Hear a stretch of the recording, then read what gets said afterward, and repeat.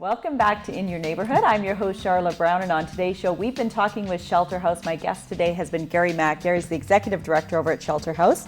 And Gary, you're new over at Shelterhouse. You haven't been there a long time, despite all the amazing things that you've been doing over there. So I'm curious as to what made you want to apply for this job, because it's a pretty tough job, most people would think. There certainly are a number of challenges in this position, absolutely. I've been a social worker for about 20 years, so I've worked in this field. I've worked in the areas of homelessness, mental health, income maintenance. I was a welfare worker at Ontario Works for a number of years. Worked with in harm reduction in the area of HIV and hepatitis C. And so it just has really felt like the natural evolution of my career to end up there. Like all the pieces have kind of come together at this perfect place. So I care very deeply about our community and about homeless people and about, to me, it just really does not seem right or just in a society as rich as ours for people to be hungry or people to not have shelter. You know, it seems like to me that's a basic human right, and so my role there is to advocate for that and to try to provide, you know, as much comfort to people who are really the most wounded and the most traumatized people in our society, to try to make things better for them. That's really my goal there. Wow. Well, definitely the perfect person for that role, for thank sure. you.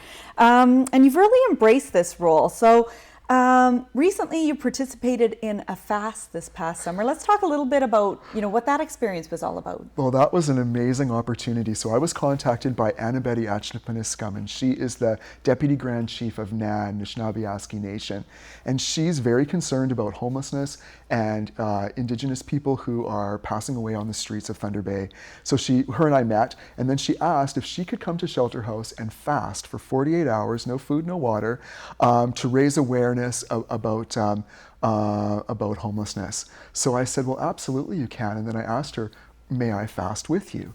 So she and I and one other person, we spent 48 hours from a Saturday evening to a Monday evening, no food, no water, outside of Shelterhouse. And it was a beautiful ceremony. We started with a sweat lodge first, and there was a fire pit there, and there was fire keepers who were taking care of us, and people would come and they'd pray with us and they would give blessings, and then we had a sweat lodge at the end and a big feast afterwards, and it was the most profound and incredible experience.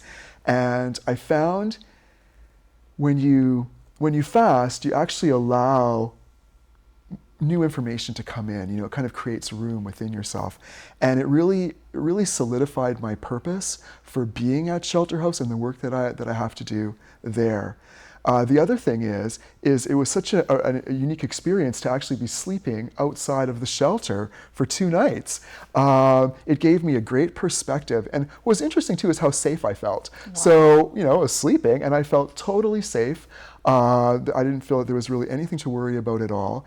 And to see our residents and the neighborhood coming and interacting and seeing my staff taking such amazing care of our residents, it was all really beautiful. It was just an amazing experience. I'm so grateful. I'm so grateful to Annabette for that. It was incredible. Awesome, awesome. That's incredible. Yeah, pretty cool.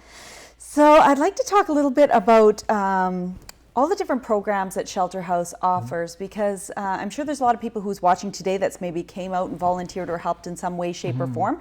But I went for a tour this year, and I was mind blown by all the things that you do there each and every day. So let's talk about perhaps the soup kitchen to start. Oh, awesome. So we serve over 18,000 meals, sandwiches, and pastries every month.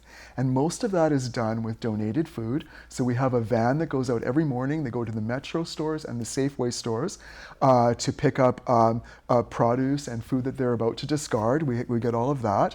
And with that, plus food that we get from food drives and from the RFDA and from other donations, we create meals. We serve breakfast every day to the people that are staying with us. But lunch and dinner, we open up to the community, and we'll serve between 150 and 300 people at a meal.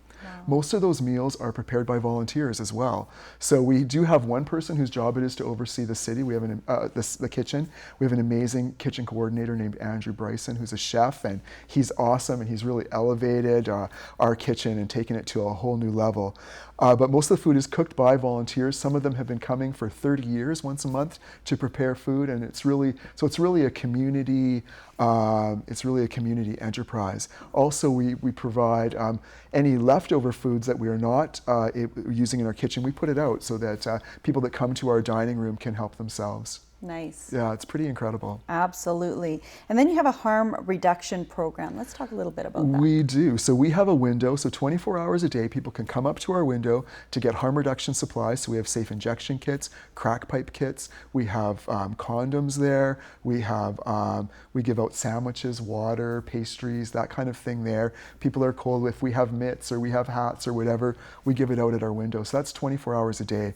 We are the largest distributor of safe injection kits and harm reduction kits in Thunder Bay. So we have quite a busy window, actually. Absolutely, Yeah. absolutely. Well, we're going to take another quick break, but you have lots more programs that we definitely want to talk about. So we'll be right back with Gary and talk more about the Shelterhouse. Awesome.